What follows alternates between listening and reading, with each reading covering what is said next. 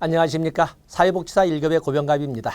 이번 시간에는 사회복지 실천 현장에서 수시로 또 흔히 찾아볼 수 있는 가치 갈등에 대해서 살펴보도록 하겠습니다. 목차를 이렇게 사회복지 실천 현장의 가치 갈등이라고 정리를 했습니다. 우리가 가치라고 하는 것은 무엇을 우선시할 것인가, 무엇을 더 좋아하는가, 이런 문제로, 물론 가치를 가지고 출제를 제기는 오히려 실천론보다는 정책론에서 더 많이 나옵니다. 정책론에서 사회복지 정책의 가치에서 평등, 공평, 또 평등이나 공평으로는 그 평등관, 또 자유관, 효율, 정의, 무엇을 우선시해서 정책을 수립할 것이냐는 문제가 출제의 범위에 들어가 있지 않습니까? 그런 것처럼 가치라고 하는 것은 말하자면 자신의 선호에 관련된 영역이라고 할 수가 있습니다. 여러분 알다시피 사회복지사의 가치에는 전문가로서의 전문적 가치도 있지만 개체적 존재로서의 개인적 가치도 있고 사회 공동체 일원의 한 사람으로서 사회적 가치도 존재하지 않겠습니까? 한번 우리가 앞에서 배웠던 것 떠올려 보시면서 한번 정리를 해보면 사회복지사의 가치. 사회복지사의 가치에는 당연히 개체적 존재로서의 개인적 가치. 개인적 가치도 있고 그리고 사회 공동체 일원으로서 사회적 가치도 이렇게 존재를 합니다. 그런가 하면 전문가이기 때문에 전문가로서 전문적 가치도 있죠. 전문적 가치. 자, 여러분들이 사회복지사로서 실천 현장에 임하게 되면은 어떠한 가치를 중심으로 할 것인가? 여러분들은 손쉽게 우리는 전문가니까 역시 전문적 가치로 임해야 되지 않겠습니까? 라고 하지만 말하는 것보다는 말과는 또 다릅니다. 특히 레비어 같은 거는 전문적 가치마저도 레비어 같은 경우는 사람 우선 가치, 또 수단 우선 가치, 또 그러면 결과 우선 가치, 이렇게 레비와 같은 경우에는 이렇게 사회복지사의 전문적 가치를 또 이렇게 나누기도 하지 않습니까? 무엇을 우선시하시겠습니까? 하는 문제는 대단히 민감하고 현장에서 수시로 부닥치는 문제가 될 거예요. 내 딴에는 전문적 가치에 임해서 전문적 가치에 준해서 실천을 한 것 같지만은 나도 모르게 몸에 배어버린 개인적 가치에 의해서 운영되는 경우도 참 많거든요. 그리고 왠지 결국에 우리는 외부로부터 자원을 지원받지 않으면 안 되다 보니까 외부 자원, 외부 권력집단이라는 후원단체의 눈치를 보지 않으면 안 되는 그 후원단체가 중심이 되어 이끌어가는 사회적 분위기나 사회적 가치를 또한 우리가 간과할 수는 없는 거거든요. 바로 이런 것, 사회복지사의 가치 또는 실천 현장에서 언제나 부닥치기는 가치가 이런 것이 있는데 한번 보겠습니다. 사회복지 실천 과정에서 사회복지사들이 가치 갈등을 갖게 되는 경우 이 갈등에서 벗어나기 위해서는 많은 소위 임상이 필요하다. 그랬지. 그때 내가 방심했어. 이런 소위 시행착오가 겪어지고 내 것이 되고 함으로써 이런 가치 갈등에서 좀 벗어날 수가 있다. 이 말을 지금 하고 있습니다. 사회복지사들은 항상 사유의 법이나 도덕, 사유규범 등에 익숙해져 있어 갈등이나 모순에 대한 올바른 가치 판단을 내릴 수 있어야 한다. 올바른 가치 판단을 내릴 수 있어야 한다. 좋습니다. 자, 거기 보시면 페이지 넘어가 보시면 윤리적 딜레마가 나와 있죠. 딜레마라고 하는 것은 갈등이라고 할 때 딜레마. 보통 갈등 이론을 끄집어낸 사람은 대표적으로 레빈이 있습니다.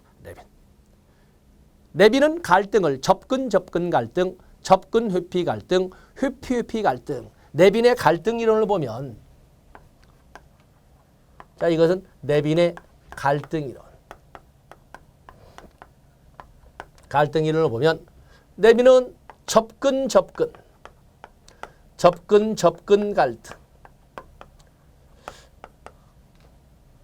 접근 회피 갈등,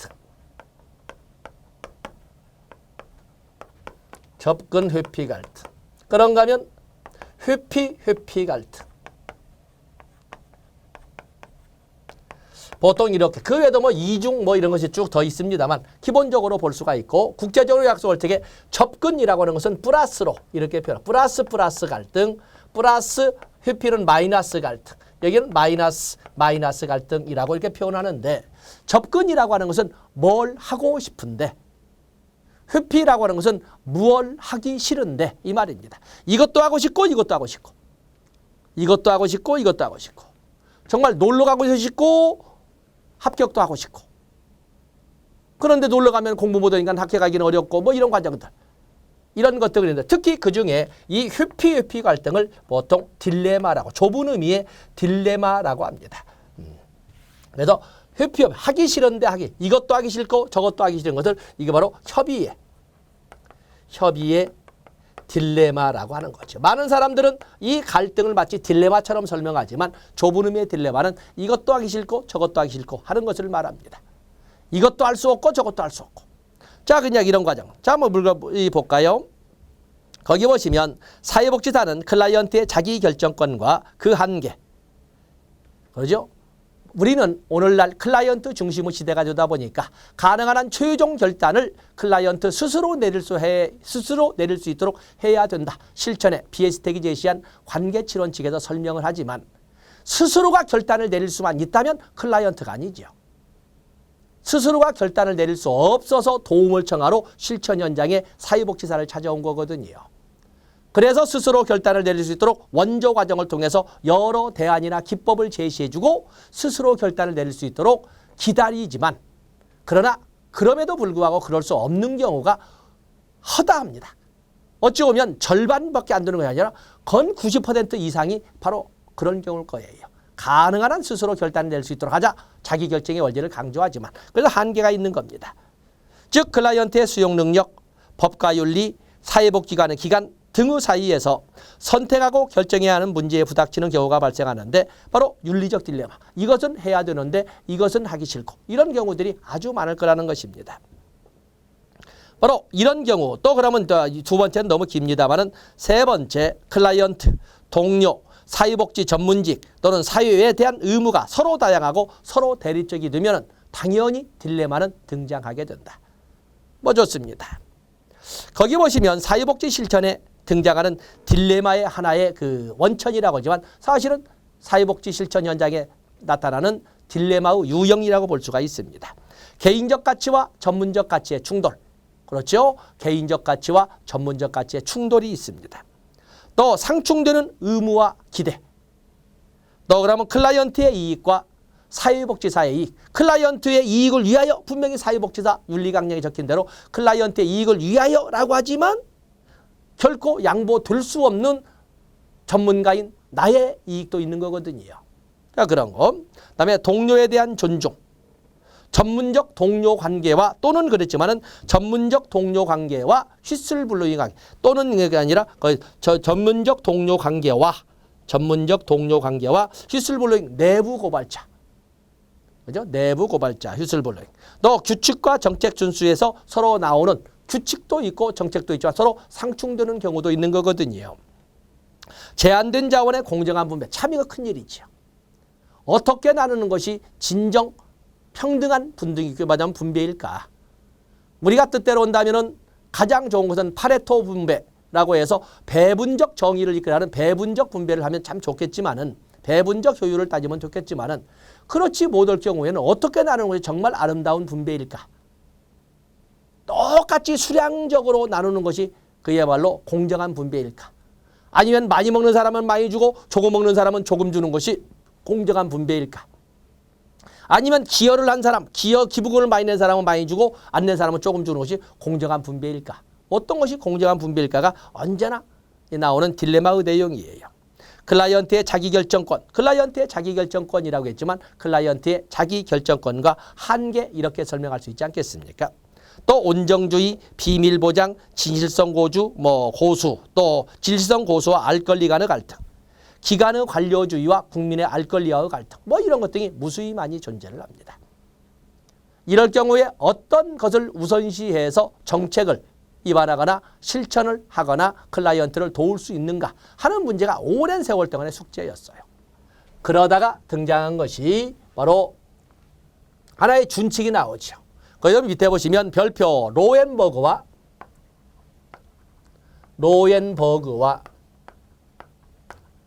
돌고프의 원칙이 등장을 해서 오늘날 표준화된 것처럼 사용됩니다. 윤리적 딜레마, 실천 현장의 윤리적 딜레마에 대한 준칙이 되겠어요. 윤리적 딜레마에 대한 준칙. 가치관의 갈등, 의무의 상충, 규칙과 정책의 상충, 이익의 상충, 많은 이런 윤리적 딜레마가 등장을 하는데 무엇을 기준으로 해서 그 문제를 해결할 것인가. 왜냐하면 클라이언트는 기다려주기에는 너무 그 시간이 지루하고 길거든요. 그래서 노엠버그와 돌거프는 첫 번째를 생명보호의 가치에 가장 우선 조치를 줬어요. 그래서 생명보호의 원칙이라고 해요. 원칙이 있으니 생명보호의 원칙. 세상에 소중한 가치가 수없이 많겠지만 가장 소중하다고 하는 것은 뭐니 해도 생명이에요. 그것도 자기 생명. 자기 생명을 보호하기 위해서는 그 어떤 것도 용납이 될 수 있도록 이렇게 만들어오지 않았습니까? 우리의 형법 적용에는 자구행위는 용납이 안 됩니다. 원칙적으로. 그래서 어떠한 억울한 일이 있고 어떠한 분에 찬 일이 있다 해도 반드시 그 억울함을 해결하기 위해서는 공권력의 하소연에서 풀어갈 수 있도록 이렇게 하고 있어요. 그런데 공권력의 하소연에서 해결하기에는 불가능하거나 아예 원천적으로 안 되는 경우도 있거든요. 그야말로 비행기 타고 도망가기 직전에 내 재산을 탕지는 놈이나 내 가족을 살상한 놈을 그냥 경찰에 신고하고 경찰이 올 때까지 기다려 비행기 잡아놓고 잡아놓을 수만 있다면 그렇게 되지만 그럴 수 없는 경우도 많거든요. 그럴 경우에는 공권력이 아닌 사인이지만 멱살을 잡아서 그 자리에서 억류를 해도 그럴 경우에는 판례가 아니라 법률 규정에 의해서 처벌받지 않도록 이렇게 규정되어 있어요. 자구행위라고 하는 거죠. 그런가 하면 어떤 밤에 골목을 지나가다가 어떤 사람들이 나를 건들려고 할 적에 너무 무서워서 가방을 휘둘렀는데 가방이 그 사람을 어디를 맞아서 그 사람이 죽어버렸다. 자, 그런 경우에는 정당방위의 입장에서 당연히 분명히 살인은 처벌을 받아야 되지만 살인임에도 불구하고 처벌받지 않지 않습니까? 이런 것처럼 생명보호에 대해서는 가장 우선 가치를 둡니다. 그렇기 때문에 우리가 볼 적에 생명보호의 원칙을 가장 우선 가치로 볼 적에 자신의 생명이 그 무엇보다 소중함에도 불구하고 자신의 생명을 후순위로 놓는 사람들도 있죠. 그것이 바로 우리는 어머니의 사랑이라고 하죠. 어머니의 사랑에 대해서는 물론 그러지 못한 인간도 아닌 것들도 있죠. 어머니라고 감히 이런 말을 붙일 수도 없는 것들도 있지만 대부분의 어머니는 체면이란 단어마저도 사치라고 할 만큼 자식에 대해서만은 모든 것을 다른 사람이 볼 때는 아주 뻔뻔스럽게 합니다. 뻔뻔스럽게. 하물며 어디까지 자신의 생명가치까지도 던져가면서 자식을 보호를 합니다. 그래서 어머니의 사랑에 대해서는 지고지순한, 지라고 하는 것은 궁극적으로 더 이상 도착할 수가 없는 궁극적으로 최고의 이런 걸 지라고 하는데 바로 이것을 지고지순한, 더 이상 높을 수가 없고 더 이상 순수할 수가 없는 이런 지고지순한 사랑이란 말은 어머니에 대해서만 붙이는 거예요. 다른 데는 붙일 데가 없어요. 지고지순한. 그런데 또 이와는 달리 직업군에 의해서 다룬 걸로서 특수임무 종사자라든지 특히 우리가 소방. 예년에 어떤 여당의 그 당시 보수 여당의 모 국회의원이란 놈이 소방관들의 생명수당이나 이런 수당 문제를 가지고 데모를 할 적에 맨날 사무실에도 빈둥빈둥 하는 자들이 무슨 수당을 요구하냐고 이런 망발을 떨었어요. 세상이 정말 편하고 아름다우려면 소방관들이 한 번도 출동하지 않으면 정말 세상이 아름다운 거죠. 긴급구조라든지 화재라든지 수재라든지 뭐 이런 하물며 굴뚝에 빠진 고양이도 없는 세상이 되는 거니까 혹시라도 발생할지 모르는 이런 재난에 대비해서 소방관들은 수시로 훈련을 받고 대비하는 거거든요. 그러다가 한 번 사건이 나면 과감히 그 죽음이 예상되는 길로 서슴없이 들어가게끔 훈련을 받는 거예요. 그런데 언제나 자기 차 타고 지나가면서 맨날 소방관들 앞에서 차나 닦고 있고 뭐 이게 앉아 있고 그러니까 그것만이 소방관의 임무인 것처럼 착각하는 무식한 국회의원이라는 놈이 있었는데 그거 잘못된 거지요. 그런 국회의원들이 보는 눈과는 달리 소방들은 그 순간에 얼마나 그 불 속에 들어갈 적에 그 순간에 아침에 보고 온 딸내미, 아내, 가족 이런 것이 생각이 안 나겠습니까? 그럼에도 불구하고 제복에 또 사명에 이 가게에서 자기 생명을 타인의 생명을 구하기 위해서 후순위로 밀어놓는 거거든요. 바로 생명보호, 생명의 가치를 가장 우선 가치로 합니다. 다음이 평등이냐 불평등이냐. 다음이 자율성에 입각한 행동이냐 아니면 강제에 의한 것이냐. 그리고 네 번째, 우리는 효율성의 입장에서 파레토 요리에서 배운 적도 있겠습니다만은 타인의 권익을 침해하지 않고서는 또 다른 사람의 효용을 높일 수가 없는 것이 현실이에요. 우리가 사회복지 실천 현장에서 쓸 수 있는 자원이 넘치고 넘치다면 굳이 다른 사람 것 안 뺏고도 있는 것만 가지고도 내가 써서 내 효용을 높일 수가 있고 다른 사람에게 갖다 주어서 다른 사람의 효용을 높일 수가 있지만 오늘날에 우리가 사회복지 실천 현장에서 우리가 써야 될 자원은 언제나 부족하거든요. 부족할 수밖에 없는 자원을 가지고 다른 사람의 효용을 높이기 위해서는 어쩔 수 없이 다른 사람의 것을 안 쓰는 다른 사람의 것을 또는 넘치는 다른 사람의 것을 가져다가 나눠줘야 돼요. 바로 그런 과정. 어쩔 수 없이 사회복지 실천이라고 하는 것은 어쩔 수 없이 있는 또는 남아 돌아가는 또는 사용하지 않는 사람의 것을 가져다가 현재 지금 발등에 불 떨어진 것처럼 필요한 사람에게 주어서 쓸 수 있도록 해야 되는데 그럴 수밖에 없다 하더라도 타인의 권익은 최소 침해에 그치도록 해야 된다. 최소 침해의 원칙. 최소 침해의 원칙. 또 그런가 하면 다섯 번째, 삶의 질의 원칙. 삶의 질. Quality of life. 삶의 질.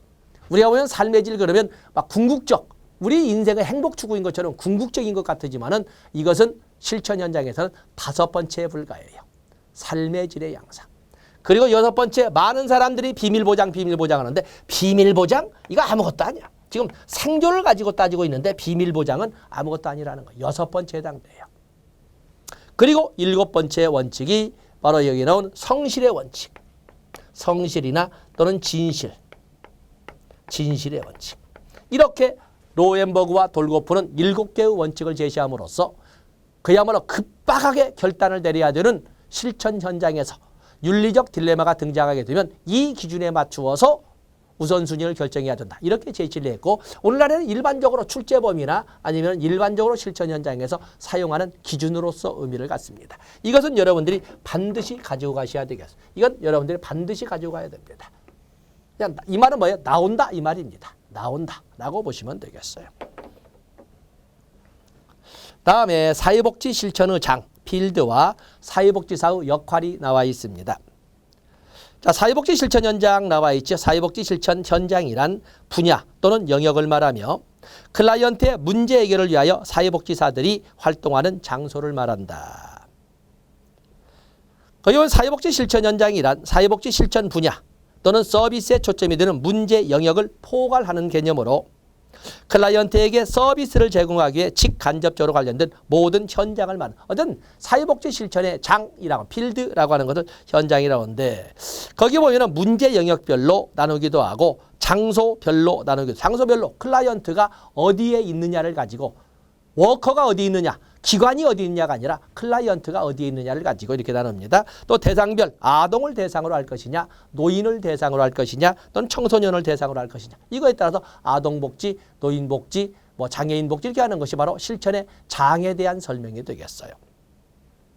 보통 실천의 장에 대한 분류는 많은 기준을 가지고 실천의 장을 설명을 하지만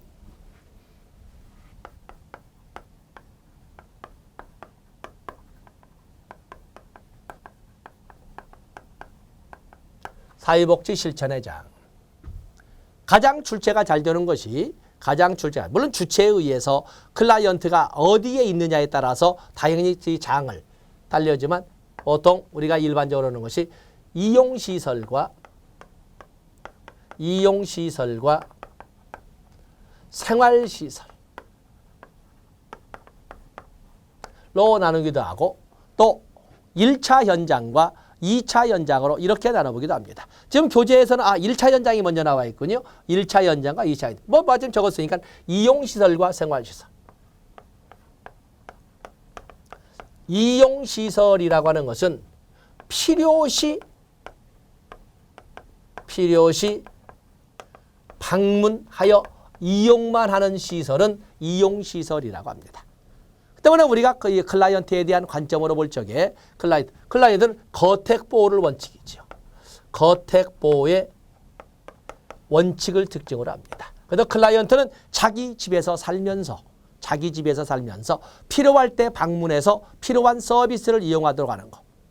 보통 우리가 지역사회의 취약계층 아동에 대한 지역아동센터라든지, 그렇죠? 지역아동센터 또는 노인복지관이라든지 이런 것들은 전부 필요할 때 방문을 통해서, 우리가 노인복지시설 생각해 보세요. 우리가 노인복지시설만 예를 들면 노인복지시설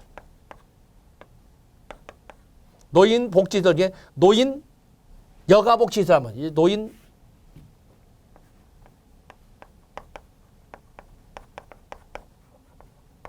자, 여러분들 노인복지시설에는 노인 주거복지시설, 노인 의료복지시설, 노인 여가복지시설, 재가노인 복지시설, 그리고 노인보호 전문기관 이렇게 나누고 있지 않습니까?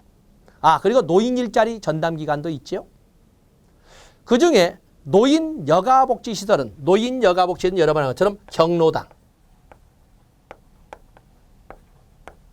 노인교실,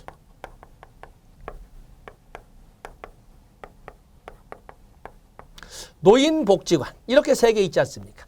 경로당에서 모든 숙식을 다 합니까? 집에서 자고 아침에 나와서 경로당에서 같이 어울리면서 같이 그 시간을 보내다가 다시 집으로 가는 거예요. 필요한 서비스인 여가를 같이 그 공간을 이용해서 여가를 즐기고 집에 돌아가는 거거든요. 노인교실 어떻습니까? 노인교실 프로그램에 의해서 노인교실 프로그램이 시작되는 시간에 집에서 와서 그 프로그램에 참여했다가 집으로 돌아가는 방식이에요. 노인복지관도 역시 마찬가지죠. 자, 이런 시설들을 우리는 이용시설이라고 합니다. 이용시설. 그에 비해서 생활시설은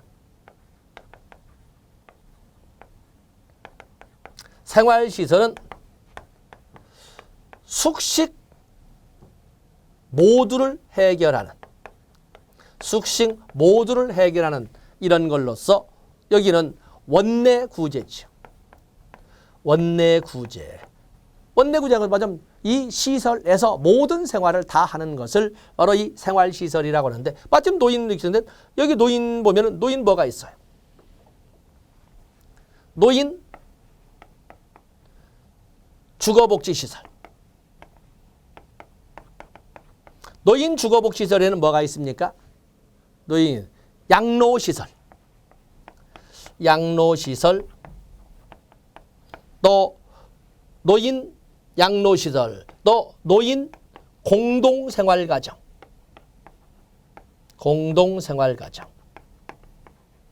노인 복지주택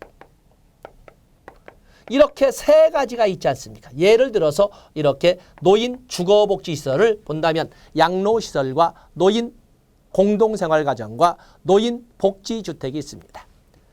양로시설과 이런 것들은 여기 노인 공동생활이나 노인 복지주택은 그 자체에서 살아가고 있지 않습니까? 그 자체가 삶의 현장이고 생활 현장입니다. 바로 이런 것은 바로 우리가 말하는 소위 노인 생활, 여기는 노인 복지에 관련된 생활시설이라고 할 수가 있습니다. 자, 한번 우리가 뒤에서 먼저 교재를 볼까요?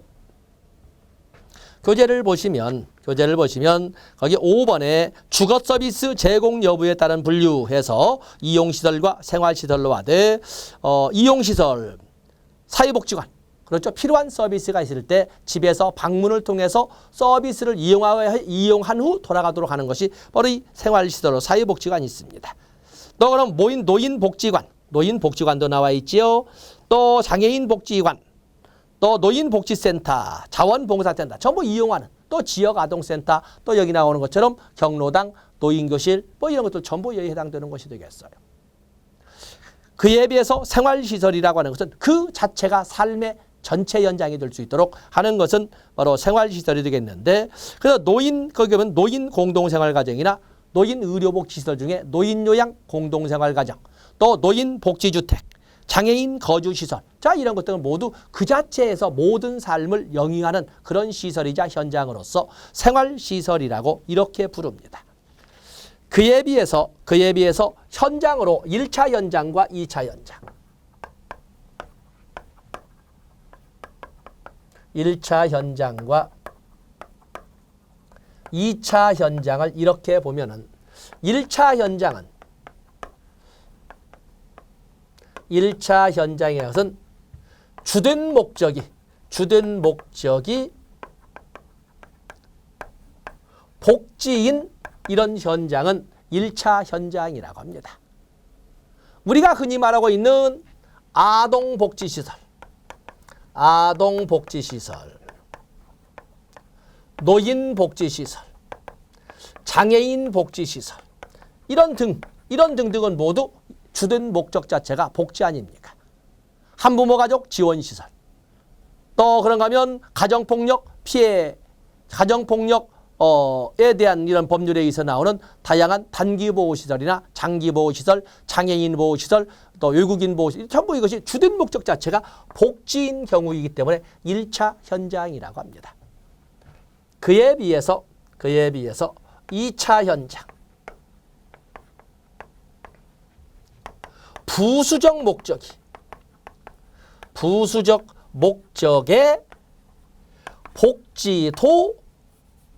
복지도 있는 경우, 부수적 목적의 복지도 있는 경우, 우리가 보면 대표적으로 의료시설, 병원이나 이런 의료시설은 주된 목적은 의료이지만 부수적으로 의료 사회사업과 같은 또는 취약계층이라든지 아니면 이해를 잘하지 못하는 이런 사람에 의해서 의료 사회사업이라고 하는 복지 부문이 존재하고 있지 않습니까? 역시 학교도 마찬가지죠. 학교, 교육이라는 주된 목적 외에 학교 사회사업, 또 산업 현장도 역시 산업에 관련된 주된 목적 외에 산업 사회사업과 같은 이런 많은 복지 부문이 존재하고 있는 겁니다. 그런 것을 우리가 넓게 볼 적에 2차 현장이라고 이렇게 부르고 있는 것입니다. 바로 그걸 가지고 교재를 보시면 거기에 보면 1차 현장, 사회서비스 제공이 주된 목적인 기관, 뭐 어떤 복지관이나 복지시설 다 여기 1차 현장이고, 2차 현장이라는 것은 부수적 목적의 복지도 있는 경우,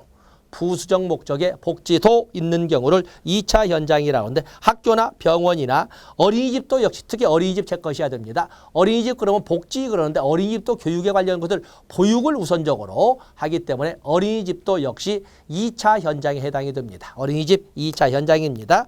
주민센터, 요즘은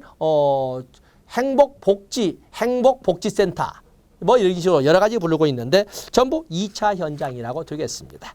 보시면 됩니다. 다음에 페이지 넘어가 보시죠. 페이지를 넘어가 보시면 사회복지사의 역할이 있습니다. 사회복지사의 역할. 자, 사회복지사의 역할이 이렇게 나와 있는데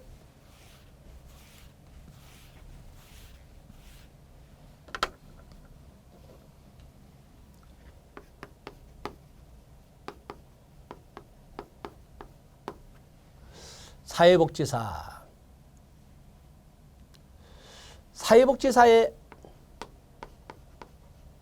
배치는 원칙은 뭐예요? 사회복지사업법 규정에 의해서 모든 사회복지법인, 모든 사회복지 시설은 사회복지사를 종사자로 배치하여야 한다라고 사회복지사업법에 규정되어 있습니다. 그러나 바로 여기가 우리가 이제 실천 현장이나 실천이나 법제론에다 출제가 되는 거죠. 사회복지사를 두지 않아도 되는 것을 사회복지사업법 시행령, 대통령령을 통해서 규정을 하고 있어요. 이건 사회복지사업법이죠.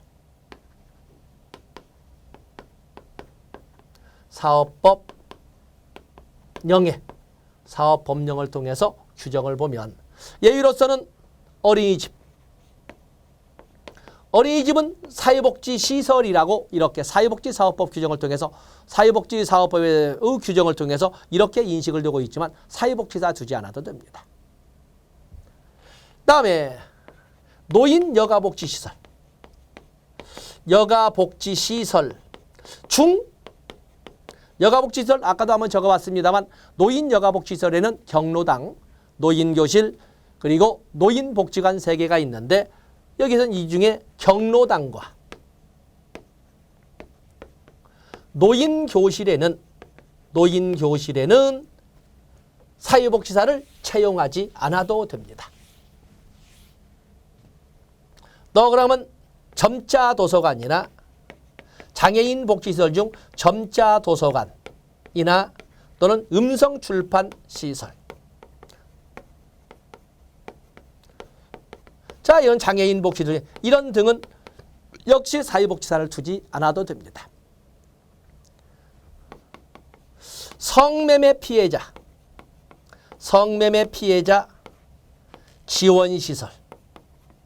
지원시설과 성매매 피해자 상담소. 여기도 역시 전문가가 배치되어 있기 때문에 사회복지사 배치하지 않아도 됩니다. 그런가 하면 성폭력 피해자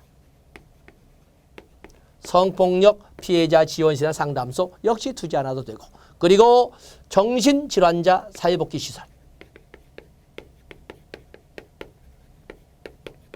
정신질환자 사회복지시설과 정신요양시설. 자, 이렇게 6개의 영역에 대해서는 사회복지사업법 시행령을 통해서 사회복지사를 배치하지 않아도 된다라고. 그래서 여기가 출제가 되는 겁니다. 사회복지사. 여러분, 사회복지사는 1, 2, 3급으로 되어 있고 그중에 1급 사회복지사 1급은 국가자격시험에 합격해야 된다라고 2003년도부터 해서 제1회 사회복지사 1급 시험이 시행되고 있지 않습니까? 그래서 여러분들은 2018년도에 제16회 사회복지사 1급 시험에 응시하고자 하는 것입니다. 물론 여기에는 공무원도 같이 병행하고 계신 분이 있겠는데 어쨌든 아주 잘 된 기회예요. 지금 현 정부에서는 1200명을 하반기에 지금 정쟁 때문에 공무원 추가 모집을 지금 등한시하고 있고, 예산 배정에 대해서 추가 경정 예산 배정을 좀 이렇게 띄엄띄엄 하고 있는데 아마 곧 될 겁니다. 청와대에서 뭐 사과문 발표하고 국민의당에서 뭐라고 한다고 하니까 아마 되어서 추가 시험이 있을 겁니다. 그래서 여러분들 이번 진행을 할 적에 마감을 같이 해놓으시면은 2018년도에 연금 갈아탑니다. 연금 공무원 연금으로 갈아타게 될 거예요. 그래서 이 하시면서 공무원에도 같이 목표를 두어보세요. 공무원 아주 좋습니다. 자, 어떤 이렇게 해보시고 뭐 1, 2, 3급은 말씀 안 드려도 되겠지요. 자, 사회복지사의 역할. 사회복지사의 역할을 보시면 물론 사회복지사가 될 수 없는 결격 사유도 있죠. 피한정 후견인이나 피성년 후견인. 또 그런가 하면 금고 이상의 형의 선고를 받고 2년이 경과되지 아니하고 금고 이상의 형의 선고를 받고 집행하지 아니하기로 이렇게 하거나 한 경우에 2년, 금고 이상만 암기하시면 됩니다. 그런가 하면 법원 판결로 자격이 상실된 사람, 마약, 대마, 향정신성 의약품 중독자, 이런 사람 될 수 없습니다. 그러나 알코올 중독자는 될 수 있습니다. 사회복지사 알코올 중독자 될 수 있습니다. 우리는 제재사항 없습니다. 파산자로서 복권되지 아니한 자 역시 될 수 있습니다. 법률에 제재 없습니다. 그래서 마약이나 대마나 향정신성 의약품 중독자는 당연히 사회복지사가 되어도 안 되지요. 그러지 않겠습니까? 안 됩니다. 그러나 알코올 중독자는 제재가 제한이 없다. 파산자로서 복권되지 않은 자 제한이 없다. 그러나 법원 판결에 의해서 자격이 상실된 사람은 안 된다. 자, 이런 것은 여러분들이 알고 있어야 되는 전부 사회복지사업 법령을 보면 알 수가 있습니다. 자, 역할을 보면은 미시적, 거시적, 중범위적 이렇게 있는데 미시적 차원은 누구를 위해서 존재를 해요? 사회복지 실전 현장에서 미시적 차원은 바로 이것은 클라이언트나 또는 클라이언트의 가족을 주로 대상으로 하는 걸로서 이게 바로 개별 사회 사업이라고 할 수 있지 않겠습니까? 사회복지사의 역할은 수없이 많지만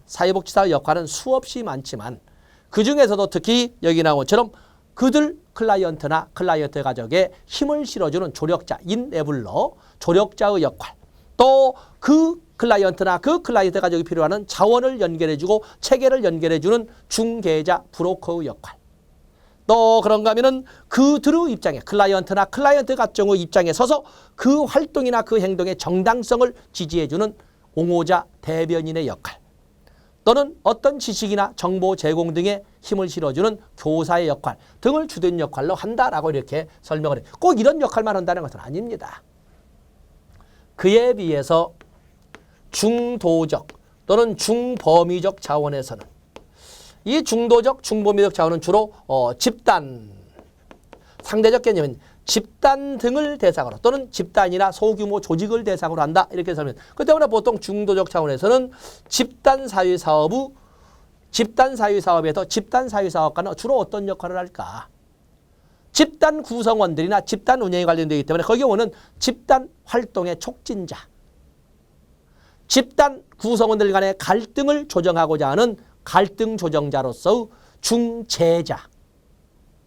또 그러면 집단 구성원들이 사회적 기능을 보다 원활하게 수행할 수 있도록 하는 훈련자. 이런 역할들을 한다고 되어 있습니다. 그에 비해서 거시적 차원으로 이렇게 넘어가면 거시적 차원은 보통 요즘에 상대적인 조직이나 지역사회, 지역사회 등을 대상으로 하는데 바로 이것을 지역사회 조직사업이라고 이렇게 쓰지 않습니까? 지역사회 조직사업가들은 주로 어떤 역할을 할까? 물론 우리가 지역사회복지원에 가면은 거기 안내자라든지 전문가라든지 조력자라든지 사회치료자라든지 분석가라든지 교육가라든지 또 행정가라든지 조직자라든지 이런 많은 역할들을 따로 배우게 될 거예요. 여기는 교육자, 행동가, 현장 개입자 이런 역할들을 한다. 이것만 한다는 것이 아니라 이런 역할들을 한다라고 합니다. 그런가 하면 전문가 집단의 차원에서는 동료로서의 역할, 전문가 집단의 한 사람으로서 사회복지사는 다른 전문가의 동료로서의 역할도 하고 그리고 총매자의 역할도 하고 연구자의 역할도 하고 학자의 역할도 하고 이런 역할들을 할 수가 있다라고 할 수가 있습니다. 근데 여기가 출제가 좀 뜸한 것은 그에 대한 해석의 여지가 교집합 부분이 너무 많다 보니까 조심을 합니다만 바로 이 입장을 가지고 접근해 보면 풀어갈 수는 있습니다.